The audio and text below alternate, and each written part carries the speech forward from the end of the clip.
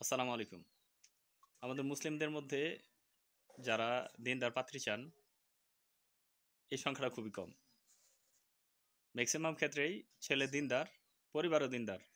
সেক্ষেত্রে তারা পাত্রী খোঁজে সুন্দর, ফর্সা, উঁচা লম্বা।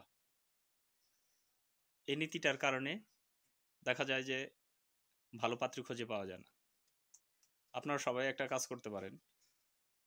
যদি আপনারা পাত্রী খোঁজার ক্ষেত্রে দিনদারি প্রাধান্য দেন, তাহলে দেখবেন সকল মেয়েরা এমনি দিনদার হয়ে যাবে।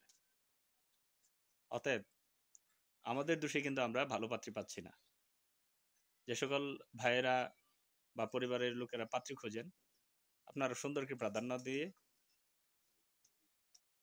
এক্ষেত্রে দিনদারিকে প্রাধান্য দিন। মুহাম্মদ সাল্লাল্লাহু আলাইহি সাল্লাম বলেছেন যে সাধারণত মানুষ কি করে, যে তার সম্পদ দেখে, সৌন্দর্য দেখে, বংশমর্যাদা দেখে। রাসূল সাল্লাল্লাহু আলাইহি সাল্লাম বলতেছেন, আমি তোমাদের জন্য দিনদারিকে প্রাধান্য দেওয়ার উপদেশ দিচ্ছি।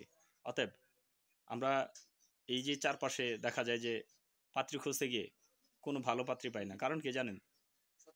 আমরা এই দিনদারিকে প্রাধান্য দিই না। একটা সুন্দর ত্বকের মেয়ে, সে যে পরিবারই হোক, দেখা যায় যে সব মানুষ হুমড়ি খেয়ে পড়ে। নৈতিক চরিত্রকে সেখানে গুরুত্ব দেওয়া হয় না। অথচ পরকালকে হেফাজত করতে হলে একটা দিনদার পাত্রীর বিকল্প নেই। আর না হলে ইহকাল পরকাল দুইটা হারানোর সম্ভাবনা আছে। যেখানে আমরা দেখছি পরকীয়া নানান ঝামেলার কারণে বিয়ের পরে সংসার ভেঙে যায় এবং সংসারে প্রচণ্ড অশান্তি থাকে।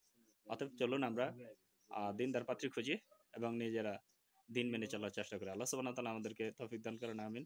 আসসালামু আলাইকুম ওয়া রাহমাতুল্লাহ।